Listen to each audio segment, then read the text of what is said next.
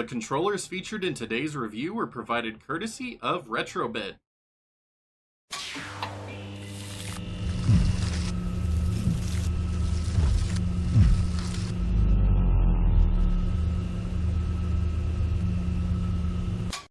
While all the hype coming out of CES 2019 for Retrobit was focused on the Sega collaboration, for very good reason, there was one product I was eagerly awaiting more. What was this product, you ask?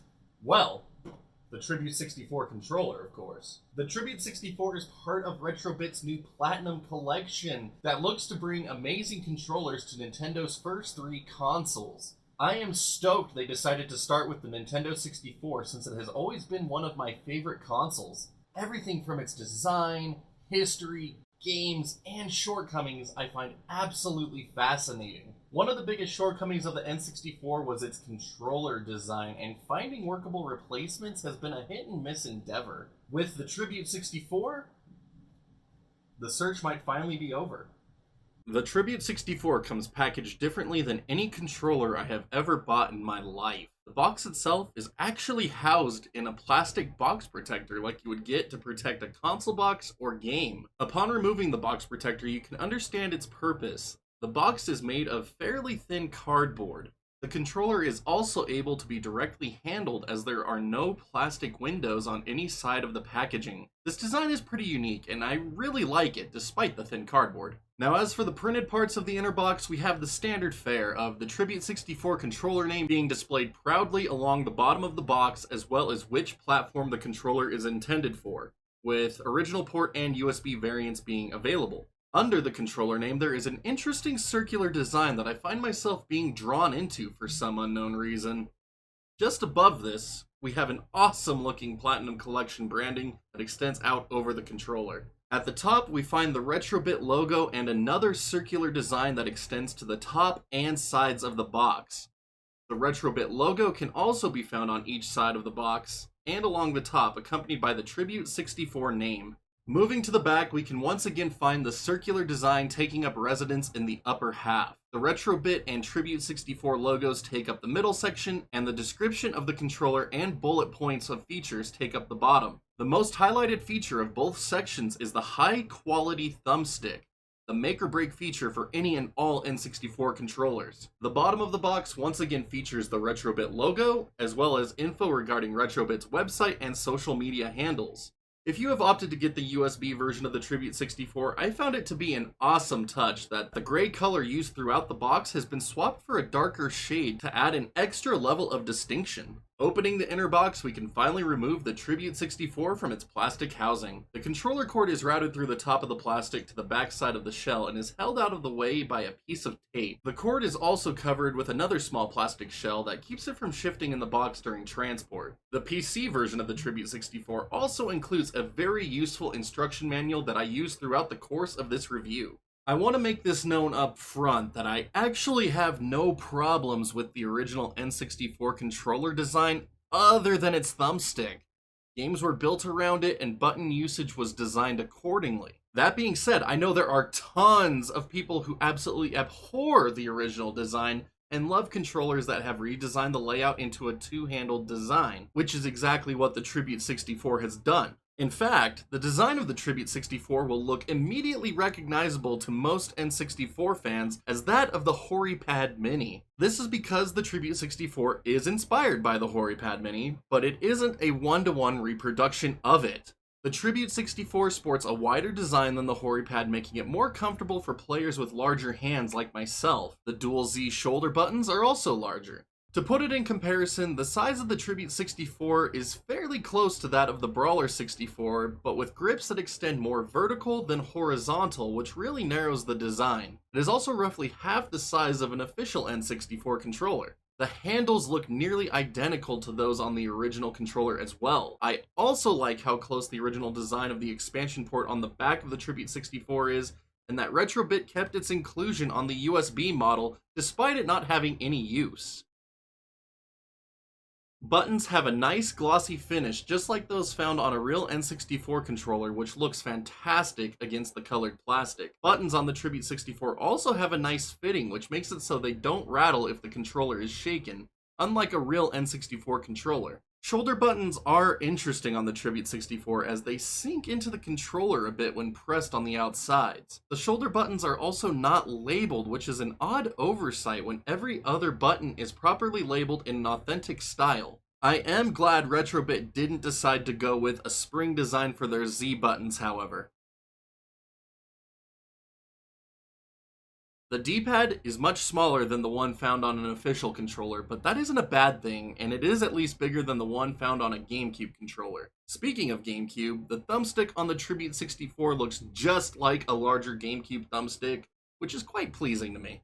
As for the build quality of the controller itself, I am very satisfied. Sturdy plastic is in use on each of the 3 available colors, with green and blue being transparent and red being opaque. No matter where I would press, I could feel no give or bend in the shell. The Tribute 64 also passed all of my usual torture scenarios, including chord swingings and rage tosses / beatings. I even made sure to deliver a couple of hits to the thumbstick to see if it could hold up, and so far things have been great. I will warn those of you out there now who prefer a heavy controller, the Tribute 64 is pretty light, so throw in a rumble pack if you need that extra heft. I would be lying if I said I wasn't nervous about jumping into gameplay with the Tribute 64. I have gone through far too many N64 controllers over the last 23 years, and finding replacements has become something of a dread. For whatever reason, getting the thumbstick and buttons right seems to be a task so few are able to accomplish. Thankfully, taking my first steps in GoldenEye 007 removed all concern and left it with a sense of amazement. GoldenEye has never felt this good to play. Aiming is so smooth and responsive, it feels almost as if I'm playing Halo. GameCube-style thumbsticks are typically defined by their oversensitivity, especially from my experience with GoldenEye, that it makes the game almost unplayable. That just isn't the case here with the Tribute 64. I was left so baffled by the whole experience, I decided to load up the N64 controller test program by Sani, just to see what was going on. An original N64 controller in perfect shape has an analog range of roughly 85 in each direction with a distinct, almost square gating. For comparison's sake, my slightly worn down N64 controller has increased range on 3 axes while losing range on another due to wear. GameCube-style replacement sticks for original controllers increase the analog range to roughly 104 in each direction, but replace the gate with a perfect square. This gating is what typically results in the oversensitive nature that has come to define these types of replacement sticks, as the diagonal movement has far more range than it is meant to. For the Tribute 64, analog range has been pushed to an insane 111 on each axis. Despite this extreme sensitivity, which somehow doesn't feel as high as it is, the gate of the Tribute 64 does keep diagonal movement in check, which does a lot for the overall feel. After how well GoldenEye handled, I couldn't wait to throw the Tribute 64 up against more games. Flight games like Star Fox 64 and Rogue Squadron handled perfectly, and I dare say aiming on Rogue Squadron was even more precise than what I'm used to. Every button press and action was completely on point, and even my earlier misgivings about the shoulder buttons quickly faded. Throwing in Wave Race 64 was also met with another round of solid gameplay that I couldn't have been more pleased with. Spin attacks in Ocarina of Time were also easy to pull off compared to my GameCube stick controller. Super Mario 64 players will also be pleased to know that the game handles amazingly, and I even had a friend attempt speedrun tricks which were pulled off easily. Unfortunately, I wasn't able to record the expert gameplay, so for those of you who watch this video, sorry to make you all endure my casual filth. Now, this wouldn't be one of my reviews if I didn't throw in gameplay of Command & Conquer, so guess what? It plays great. Now, all these examples have been from games that utilize the thumbstick, which I can pretty much say rocks at this point. But what about D-pad only games? Well, my N64 wrestling game fans, it went very well. Now I know due to my larger hand size, the comfort of playing D-pad games was fine, but for users with smaller hands, your results may vary. Every WWF and WCW game I own was perfectly playable and controllable. Kirby 64 also handled like a champ.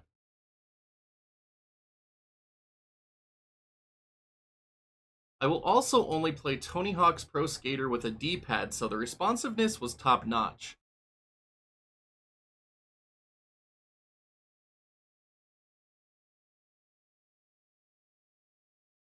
The Tribute 64 also made a good controller in Pokemon Stadium. Well, mostly. Like every third-party controller in existence, the Tribute 64 can't support the transfer pack because Nintendo still holds the black magic to make it work a secret. I can confirm that rumble packs and memory packs are fully supported. I hope by now I have gotten across that the Tribute 64 is a well-designed controller for the Nintendo 64. But what about that USB version I mentioned earlier? It is the exact same high-quality design as the one found on the Nintendo 64, but there are some things I need to mention. First off, the USB Tribute 64 is compatible with the Nintendo Switch, PC, and PS3. This is pretty awesome and great for games that don't require a second analog stick. Playing Smash Ultimate was a total treat and throwback to the original Smash Bros. On N64, which also played like a charm, by the way.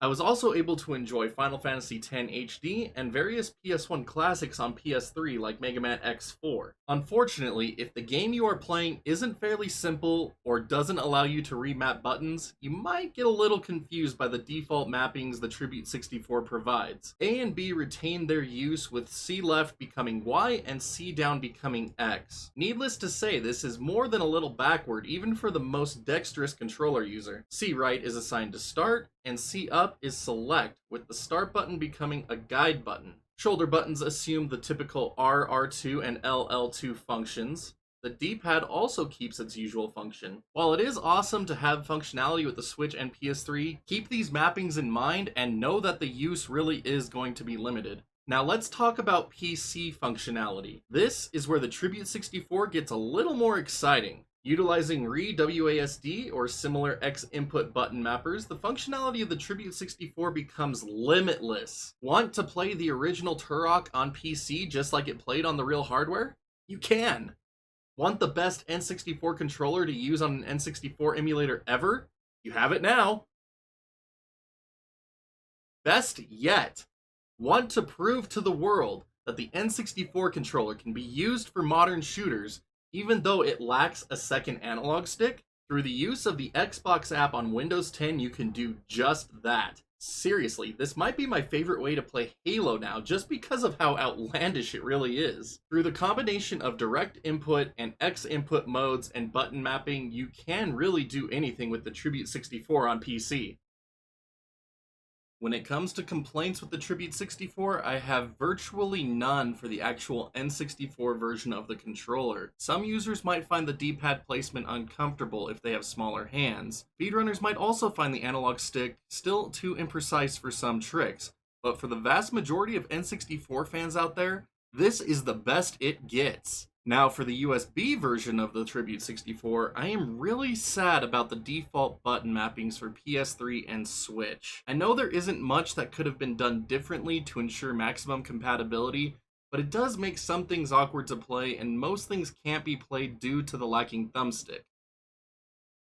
Despite the odds, Retrobit has once again hit a home run with the Tribute 64. Both N64 and USB variants handle exceptionally well and provide both accuracy and responsiveness. Sure, the USB version might be more limited on the Switch and PS3, but I am sure there are going to be tons of Smash fans that can't wait to play the game just like the original. As for us N64 diehards still playing it 23 years later, no replacement N64 controller or thumbstick feels this good for this price. For every N64 fan out there who has been searching for the best replacement controller, here it is. The search is over. I don't know what I was doing right there. Don't worry about it. Hey, I'm top of the leaderboard and I'm playing with an N64 controller. Let's freaking go.